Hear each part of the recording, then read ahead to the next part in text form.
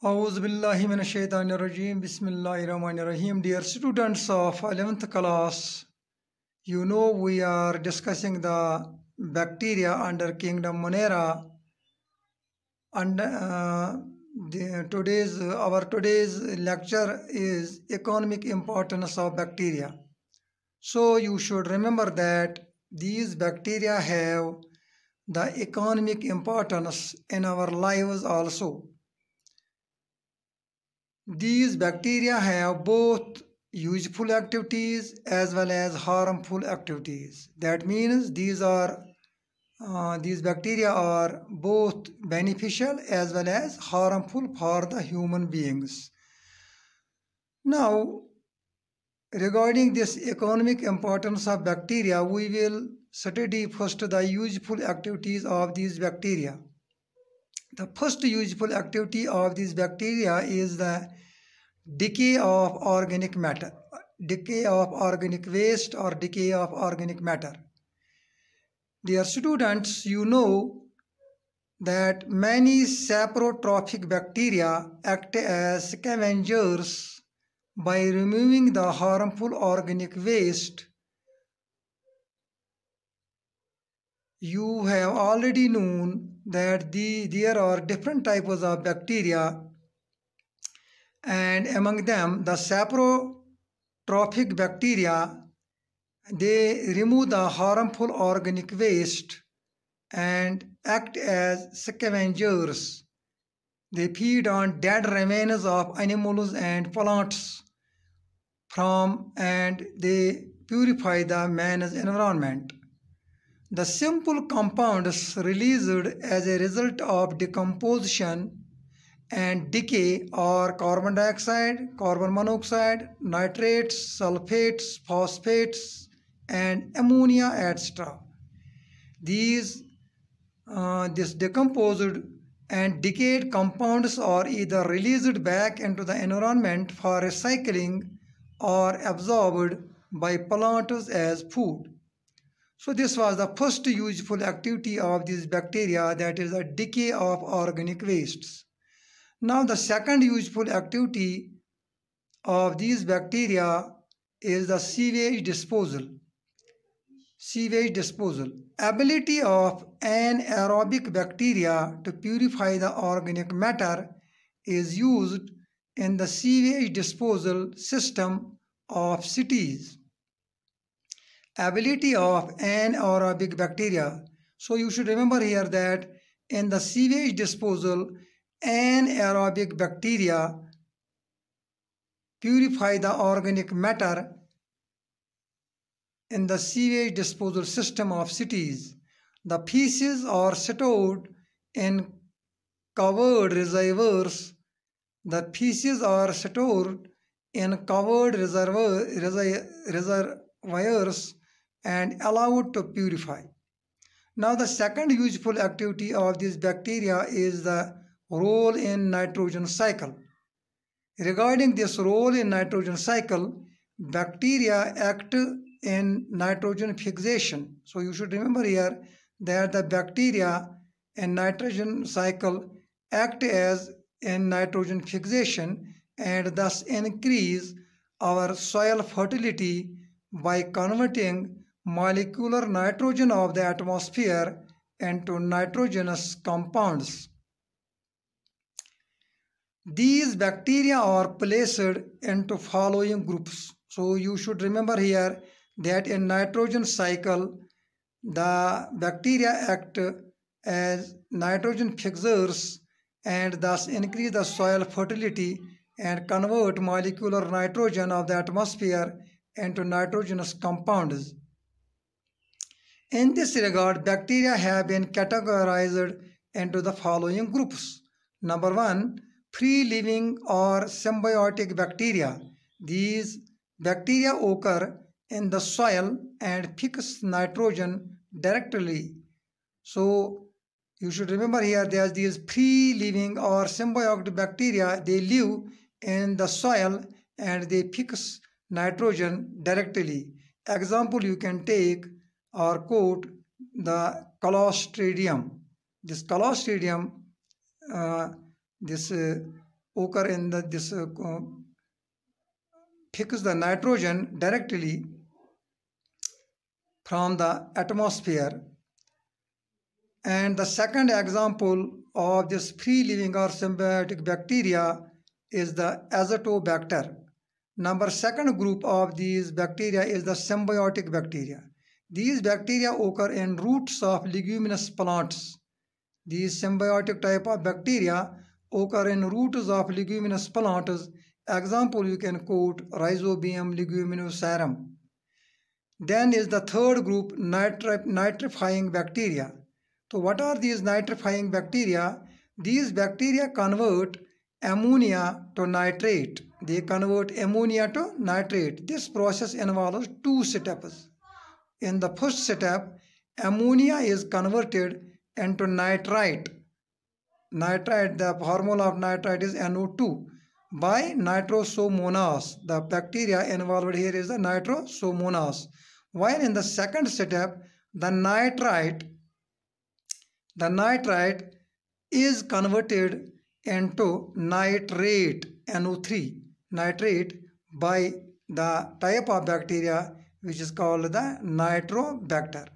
After that, there are the other beneficial activities of these bacteria like the antibiotics. That means they play part in the antibiotics also, symbiosis in human intestine, in ruminant animals, and in genetic engineering.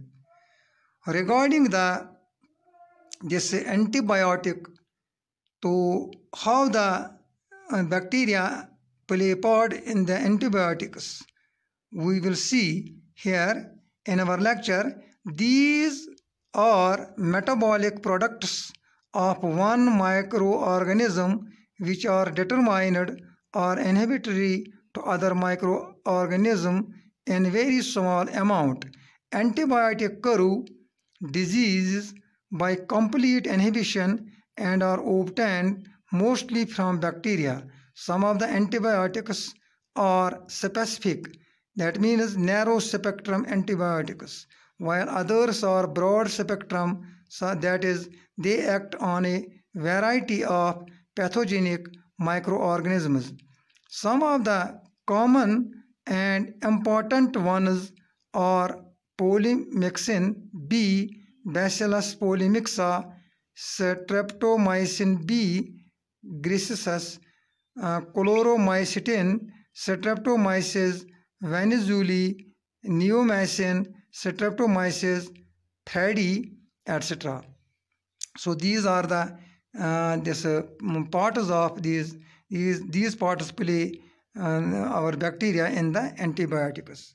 So you should remember here, I will repeat it again, that antibiotics, these are metabolic products of one microorganism which are determined or inhibitory to other microorganism in very small amount. Antibiotic cure diseases by competitive inhibition and are obtained mostly from bacteria. Some of the antibiotics are specific, that is narrow spectrum antibiotics, while others are broad spectrum, that is they act on a variety of pathogenic microorganisms. Some of the common and important ones, that is bacteria, some of the important and common bacteria antibiotics are polymyxin B, Bacillus polymixa, Streptomycin B, griseus, chloromycetin, Streptomyces vaninizuli, neomycin, Streptomyces threadi, etc. Now this useful activity of these bacteria is the symbiosis in human intestine. A bacterium E. coli is a common colon bacterium. This E. coli bacterium lives in our intestine, in our large intestine. It is also called the colon bacterium. It is found in human beings and many vertebrates. The bacterium is helpful in digestion. So you should remember here that as this E. coli bacterium lives in the colon or the large intestine of human beings and vertebrates, so this bacterium helps in digestion. बत शपरानस मज कर मदद. Now the ruminate animals यम गई तुम animals यम जन घास खेवान पत सह घास खालान बे होर तो दोमरावान यम जन आम अत मज सोन cow ox etcetera. So what part these bacteria play in the ruminate animals? In these animals, in ruminate animals, rumen is inhabited by cellulose digesting bacteria like Ruminococcus. Ruminate animals eat grass. As I have told you, these ruminate animals eat grass, but the cellulose is digested only by the ruminate bacteria present in them. So these bacteria are found in the ruminate animals and they digest this gas in the ruminate animals. Now the last useful activity of these bacteria is the this in genetic engineering. So what part these bacteria play in our genetic engineering? One of the best materials for work on genetic engineering and molecular biology is E. coli. So in genetic engineering, E. coli plays its part. Genetic engineering is associated with direct manipulation of individual genes. The transfer of human insulin gene into bacteria has been one of the great feats of genetic engineering. Diabetic mellitus is caused due to storage of human insulin, and the sufferers are formed to use insulin extracted from slaughtered animals. Insulin is a protein, and it was thought that if the genes for the protein could be inserted into a bacterium, there could be cultured to serve as a cheap commercial source. Another useful human protein is the antiviral agent called interferon. Interferon, normally produced in response to viral infection. Transfer of interferon gene into bacterium has been accomplished. So these were the useful activities of these bacteria, and this was our today's lecture, and we have studied under economic importance of bacteria. The first part as the useful activities. So we come to know here that these bacteria play their role and have the useful and are useful for the human beings in various ways. Now we have completed our today's lecture. We will move to its other part, that is the harmful activities, in our next lecture tomorrow, inshallah. Stay home, stay safe. Thank you very much.